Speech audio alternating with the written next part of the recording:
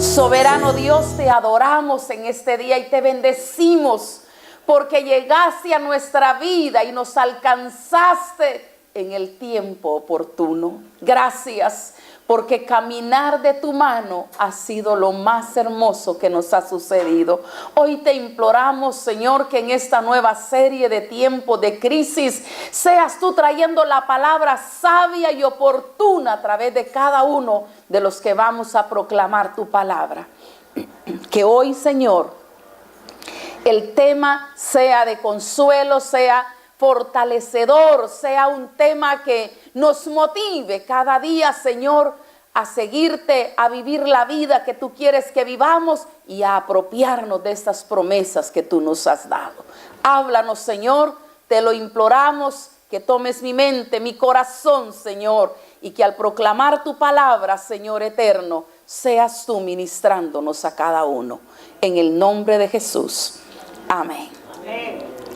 El tema de hoy se llama, ¿lo tenemos listo? Esperanza en medio de la crisis financiera. Sabemos todos cómo está la situación en el mundo, ¿verdad? Hay una crisis global, hay una crisis regional, hay crisis familiar, hay crisis personal. ¿Quién de nosotros no ha sido tocado en una forma directa o indirecta por esta crisis? Y no es fácil, pero la buena noticia este día es que la crisis no es nueva, que las crisis económica, la crisis financiera, hermanos, no es de hoy solamente. Esta crisis ha venido existiendo a través de la historia. Por eso yo les quiero invitar a que abran sus Biblias en Segunda de Reyes, capítulo 6, y vamos a leer del versículo 24 hasta el capítulo 7:2. Amén. Dice así la palabra de nuestro Dios.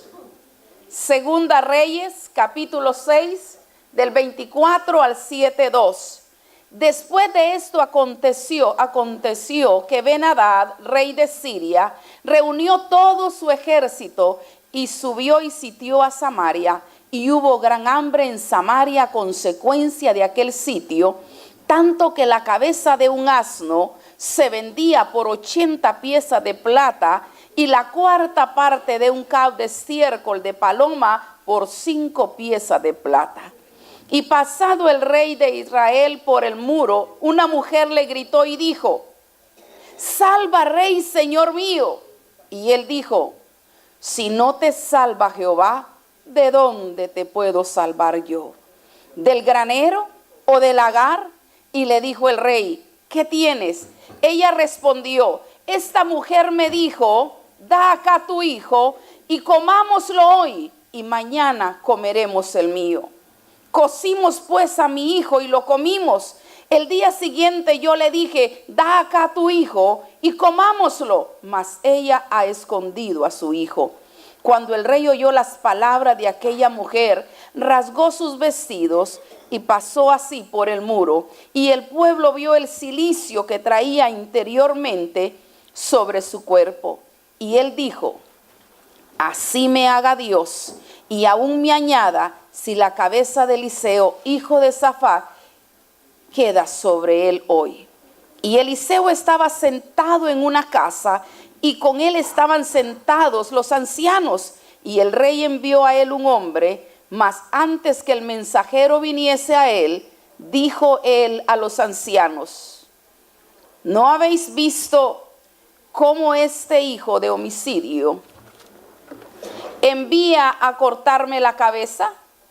Mirad pues, y cuando viniere el mensajero, cerrad la puerta e impedirle la entrada. ¿No se oye tras él el ruido de los pasos de su amo? Aún estaba él hablando con ellos, y aquí el mensajero que descendía a él y dijo: ciertamente este mal de Jehová viene. ¿Para qué he de esperar más a Jehová? Dijo entonces Eliseo: oíd palabra de Jehová. Así dijo Jehová: mañana a esta hora valdrá el seah de flor de harina 1 siclo, y 2 seas de cebada 1 siclo, a la puerta de Samaria. Y un príncipe sobre cuyo hombre el rey se apoyaba, respondió al varón de Dios y dijo: si Jehová hiciere ahora ventanas en el cielo, sería esto así. Y él dijo: he aquí, tú lo verás con tus ojos, mas no comerás de ello.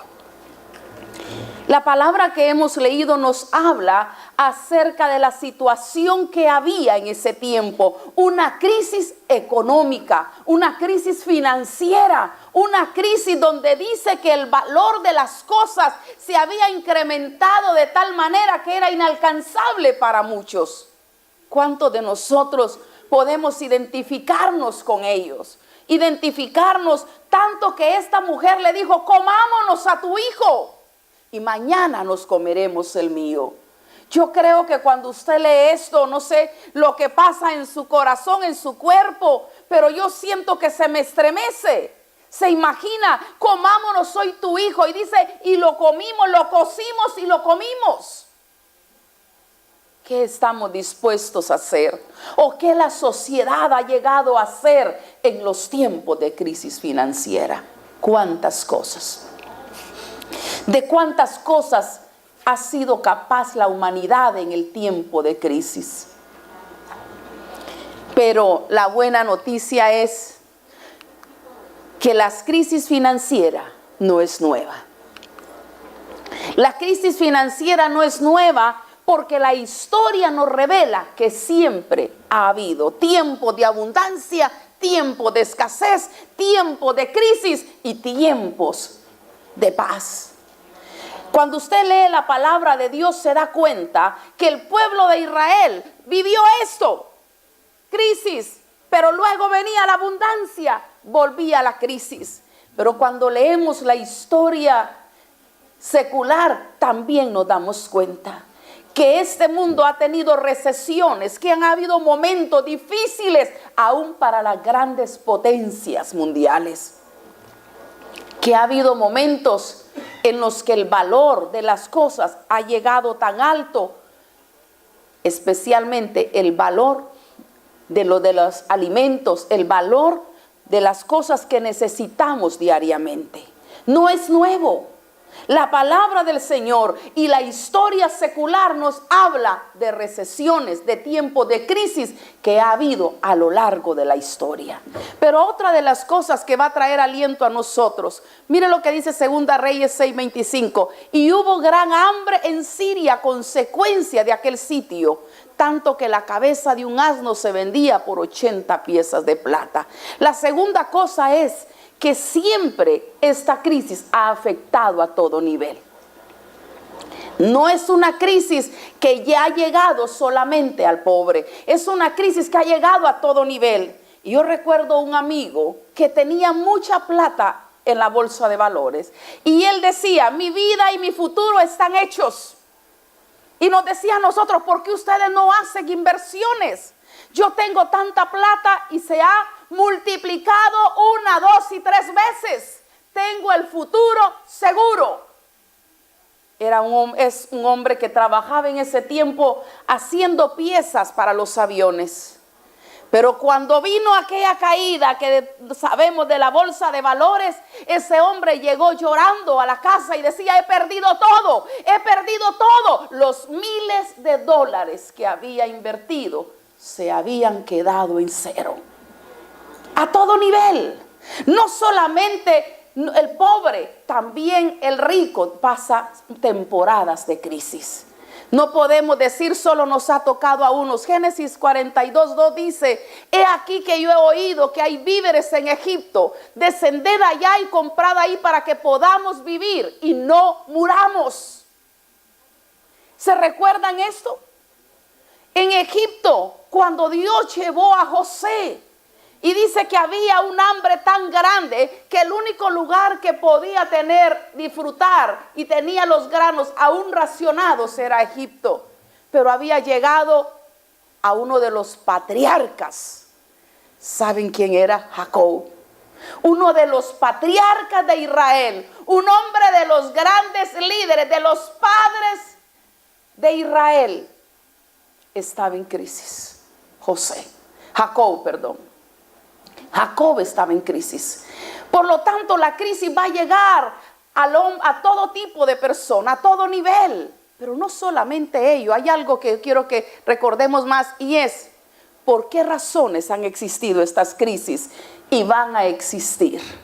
Pensemos en tres cosas, y la primera es la mala administración. Usted sabe que muchas personas vivimos en crisis no porque el favor de Dios no nos ha alcanzado, no porque Dios no nos ha prosperado y bendecido, sino porque hemos sido malos administradores de los bienes del Señor. Y la mala administración no ayuda. ¿Qué dice Lucas 14:28? Porque ¿quién de vosotros, queriendo edificar una torre, no se sienta primero y calcula los gastos a ver si tiene lo que necesita para acabarlo? Muchas veces donde metemos la cabeza queremos meter el cuerpo. Y decimos esto va, y aun cuando no contemos con el dinero, y aun cuando comprometamos el dinero de otras cosas. Personas que viven mudándose, porque comprometieron hasta la renta en otras cosas. La mala administración a nivel personal, la mala administración a nivel de las naciones. ¿Cuántos gobernantes han echado a perder países y los han endeudado por la mala administración? La crisis llega a la vida de nosotros, la crisis llega a nuestra sociedad por la mala administración, pero también llega por desobediencia. Muchas veces estamos en crisis porque somos desobedientes al Señor. Y el Señor nos ha hablado una y otra vez y no hemos entendido. Mire lo que dice Segunda Crónicas 14:1-2. Dice que el pueblo israelita tenía días de abundancia, tenía días de paz, pero también tenía días de dolor, de sufrimiento y de crisis. Y cuando gobernó Asa, dice que después que murió su padre, gobernó, y mire lo que dice Segunda Crónicas 14:1b y 2. En cuyos días tuvo sosiego el país por 10 años, e hizo Asa lo bueno y lo recto delante de Jehová. Y cuando hubo reyes que hacían lo recto delante de Dios, venía bendición y prosperidad para Israel. Pero cuando ellos desobedecían y levantaban altares a los dioses ajenos, desobedecían el pacto de Dios, venía crisis en su país.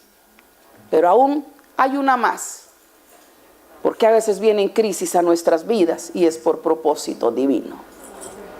Un ejemplo tremendo lo tenemos en Job. ¿Por qué sufre el justo? ¿Por qué vienen situaciones de crisis en la vida del justo? Dice que Job era un varón perfecto, pero comenzó a perder todo y su situación económica comenzó a estar en crisis. Luego también en el Evangelio de Juan nos cuenta de un joven que nació ciego y le preguntaron, ¿quién pecó? ¿Quién desobedeció? ¿Quién hizo malas cosas? ¿Sus padres o él? Y miren lo que Jesús responde.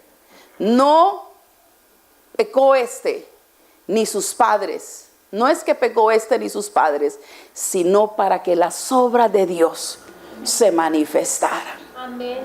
Muchas veces vienen situaciones a la vida del justo y crisis financiera para la gloria de Dios, para que Dios sea glorificado en medio de nosotros. Así es que podemos ver que las crisis existieron, existen y van a existir. Pero el segundo punto que quiero que reflexionemos es: Dios es más poderoso que la crisis. Amén. ¿Cuántos lo creen?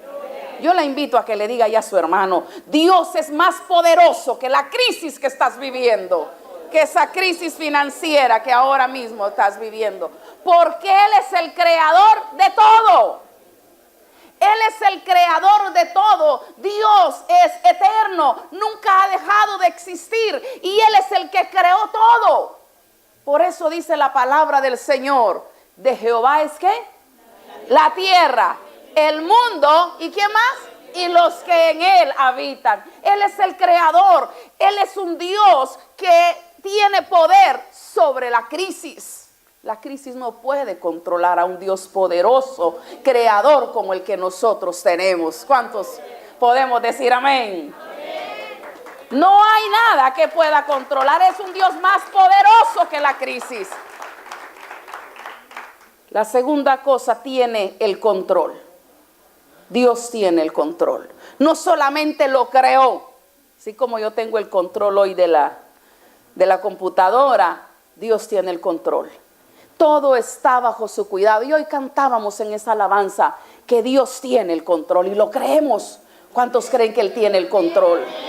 No hay nada que no se sujete y no se someta a Dios.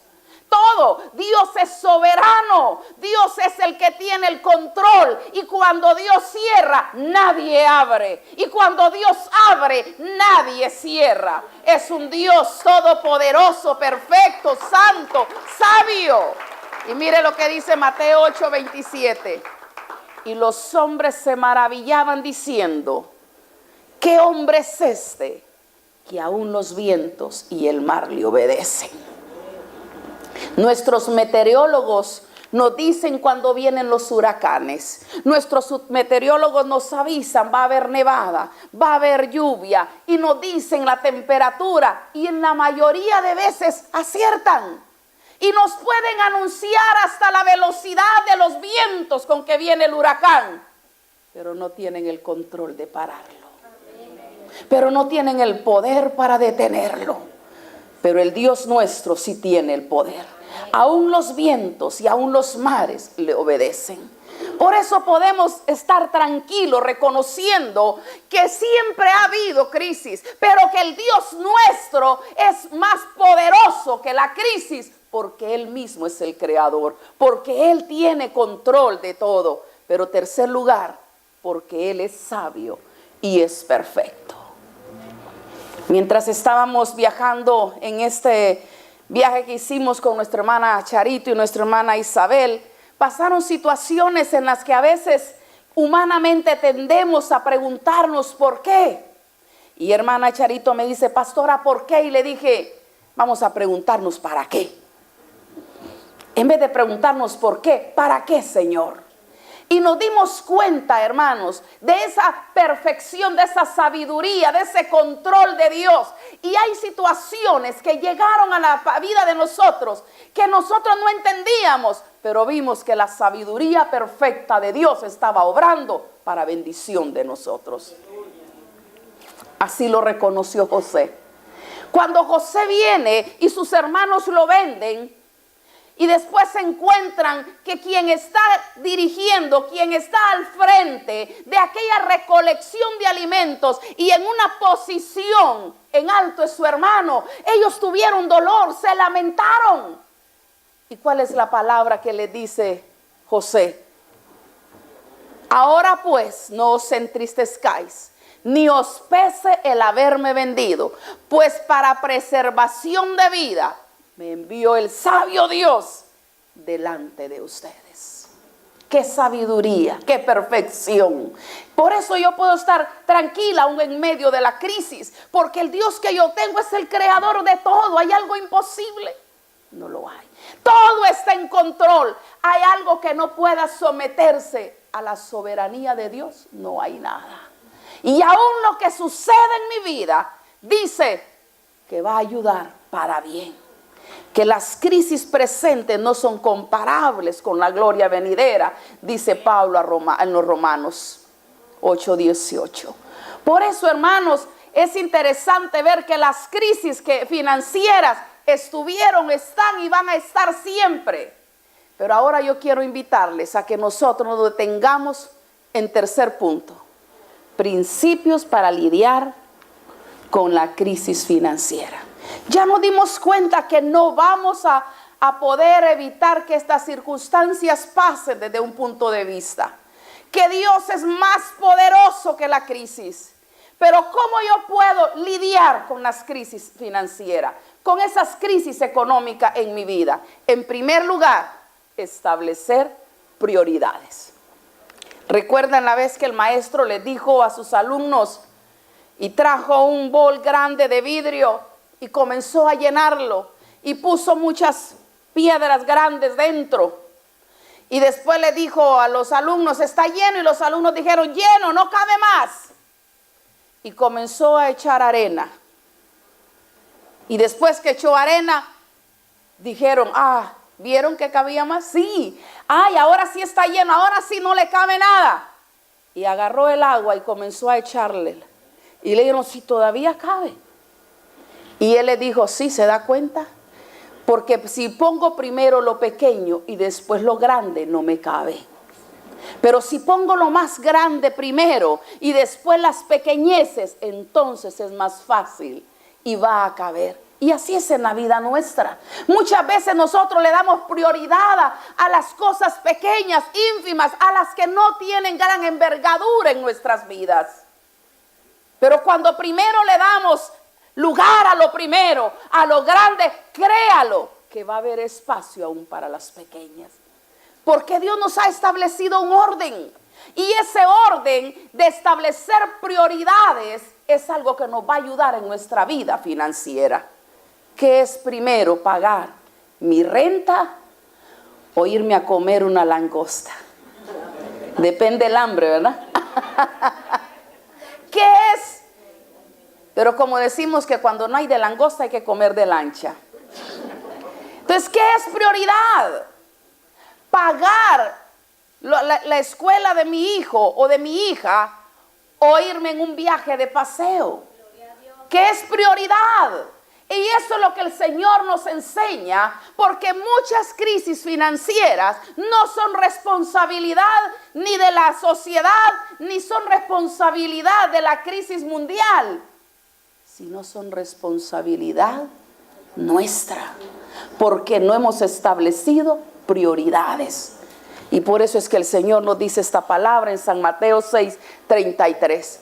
Mas buscad primeramente el reino de Dios y su justicia. Y todas estas cosas, ¿cuáles cosas? Cuando usted lee San Mateo 6 del 24 en adelante, ve cómo Jesús le está hablando y le dice, no se afanen. Miren los lirios del campo, miren las aves. Y le dice, yo suplo para ellos. Y yo voy a suplir también. Por eso le dice, búsquenme a mí primero. Y yo voy a tener cuidado de las necesidades de ustedes. Amén. En el viaje nuestro había una situación y estaba, hermana Charito dice, ¿cómo hacemos? Ella y yo teníamos que estar aquí temprano. Yo tenía una cita a las 11 de la mañana y ella tenía que estar también en el trabajo. Pero cuando nosotros salimos de Colombia, el vuelo sale retrasado 2 horas. Y cuando nosotros llegamos a las 7:30 al aeropuerto Kennedy, sucedió algo, no pudo aterrizar el avión y dijeron que tiene que ir a aterrizar a Washington. Cuando nosotros nos miramos, yo dije, Él tiene en control. ¿Qué está haciendo, Señor? Nosotros no entendemos, pero de algo estamos seguros, que eres un Dios sabio y perfecto. Cuando nosotros fuimos y estamos allá en Washington, dice, no, tenemos que esperar porque van a poner combustible y hasta que nos den la hora de salida podemos resalir para entonces ya aterrizar en Nueva York. Nosotros miramos que el tiempo estaba transcurriendo. Cuando nosotros aterrizamos eran las 11:30, la corte mía había pasado, la situación de la hermana, y lo único que hicimos fue celebrar al Señor y decir, eres un Dios perfecto. No entendemos, pero sabemos que nuestras vidas han estado dándote prioridad a ti y sabemos que tú estás en control. Amén. No nos imaginamos, mi esposo y yo fuimos a la abogada el viernes y entendimos el propósito divino. Y vimos que cada vez que usted le da prioridad a Dios, Él tiene cuidado. Él tiene cuidado. Cuando hermana Charito llamó y venía preocupada y le dice a su jefe, ha pasado esta situación, y él le dijo, tranquila, váyase a su casa, descanse, nos vemos mañana. Hermano, Dios tiene cuidado. Démosle prioridad al Señor y Dios no nos va a dejar en vergüenza, nunca. Dios honra a los que le honran. Cuando usted le da la prioridad a Dios en su vida, Dios va a tener cuidado también de usted. Entonces la segunda cosa es establecer estrategia. Primero era establecer prioridades, pero la otra cosa es establecer estrategias. Yo no puedo ir gastando a la zumba marumba. Tengo que establecer estrategias. Y mire lo que dice Lucas 6:38. Esta es una estrategia buena. Y yo se lo digo que funciona. Dad y se os será dada. Medida buena, apretada, remecida y rebosando darán en vuestro regazo, porque con la misma medida que medís os volverán a medir. A veces tenemos temor de dar. A veces tenemos temor de quedarnos sin nada. Cuando nosotros estábamos en Perú, en Pisco, fuimos para buscar un lugar para mandar a hacer el rótulo de la iglesia en Pisco. Y la hermana que fue con nosotros, la tesorera, dice, vamos a ir a este lugar porque yo conozco este lugar. Pero cuando nosotros llegamos nos habíamos ido muy temprano porque queríamos aprovechar al máximo el día. Y cuando llegamos está cerrado. Y adentro había un muchacho y le dijimos, ya, dice, no, es que la persona encargada de esto no ha llegado. Llámelo. No, dice, porque es el dueño, imagínense. Los pájaros tirándole a la escopeta. Entonces nosotros pensamos, bueno, Señor, propósito tienes, caminemos, de pronto hay otro. Y nosotros caminamos y hay un señor ahí y miramos que también era del mismo negocio. Cuando nosotros entramos, comenzamos a compartir con él y alguien llegó y se quejó de la situación económica. Y él dijo, hace rato yo aprendí la clave para no estar ahí donde usted está. Y nosotros nos miramos con la hermana Charito, con la hermana Marta, porque él estaba diciendo, le dice, aprendí que darle prioridad a Dios y darle a Dios es la solución para que nunca me falte a mí. Y dice, mire, mi negocio prosperado, bendecido. Y comenzó a contarme la historia de cómo había comenzado, pero entendí. Hermanos, no tenga temor, no tenga temor. Haga lo que el Señor dice y establezca prioridades, pero también establezca estrategia. Y yo le digo que una de las estrategias es bendecir al necesitado, es dar. Y cuando usted da, hermano, créalo, Dios no se va a quedar sin bendecirlo. Mire lo que dice Proverbios 11:24. Yo espero que se quede con ustedes estos pasajes. Hay quienes reparten, ¿y qué dice ahí? Y les es añadido más. Y hay quienes retienen más de lo que es justo, pero vienen a pobreza. No tenga temor. Hermano, extienda su mano al necesitado y al menesteroso, que ahí hay una bendición grande de parte de Dios. Establezca esa estrategia de dar y Dios le va a dar a usted.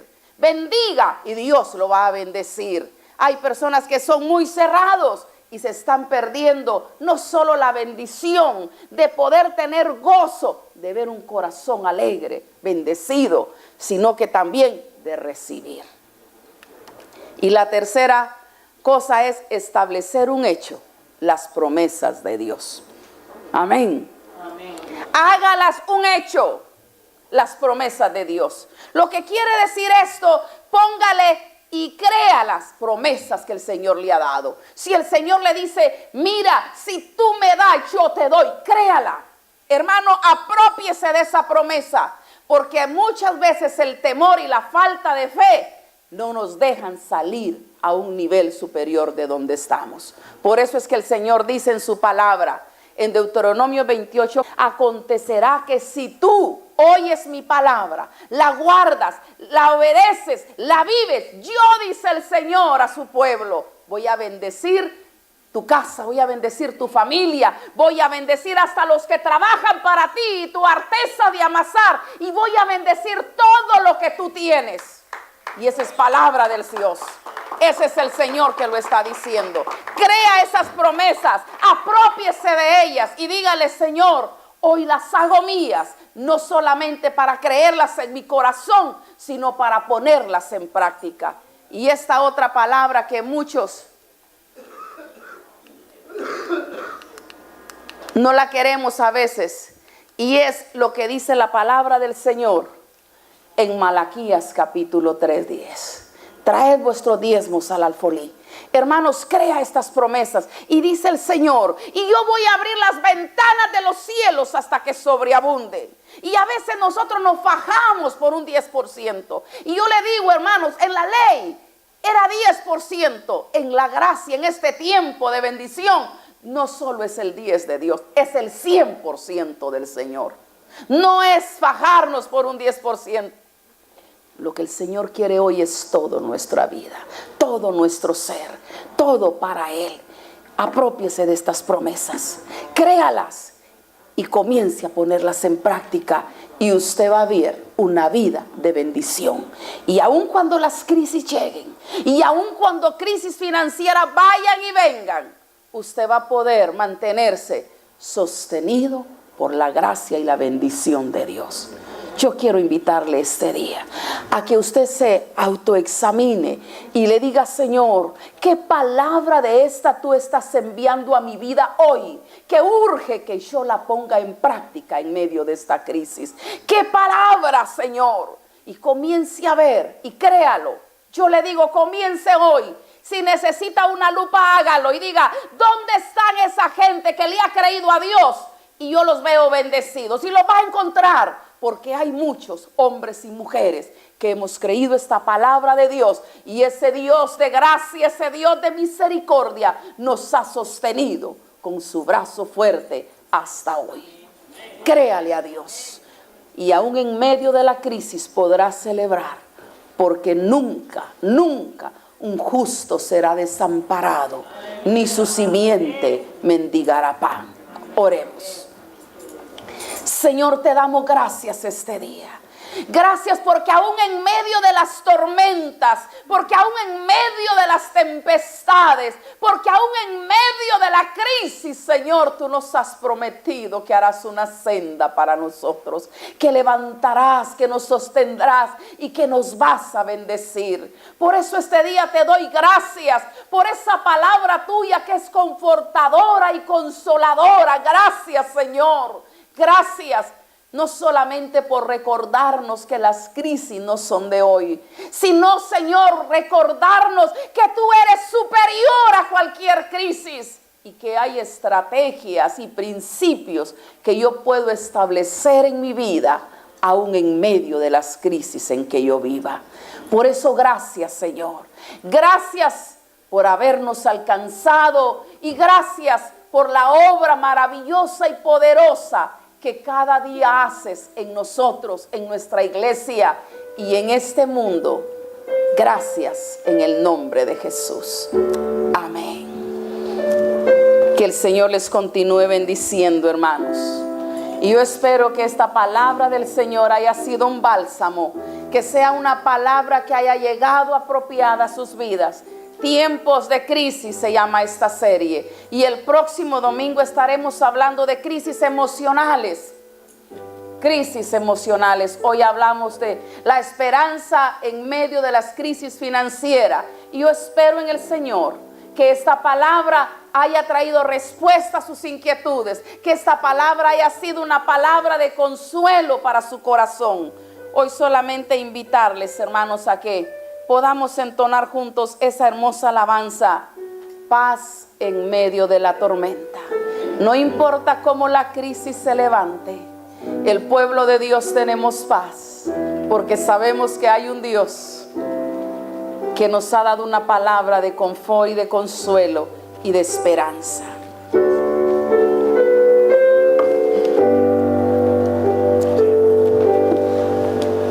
Cuando lloras por las veces que intentas y trata de olvidar las lágrimas que lloraste, solo tienes pena y tristeza y el futuro incierto esperar. Puedes tener paz en la tormenta. Amén, gracias, Señor, porque aún en medio de los tiempos de crisis y de las tormentas, Yo me siento Tú traes paz a igual nosotros. que tú. Gracias, Jesús. Gracias, Señor.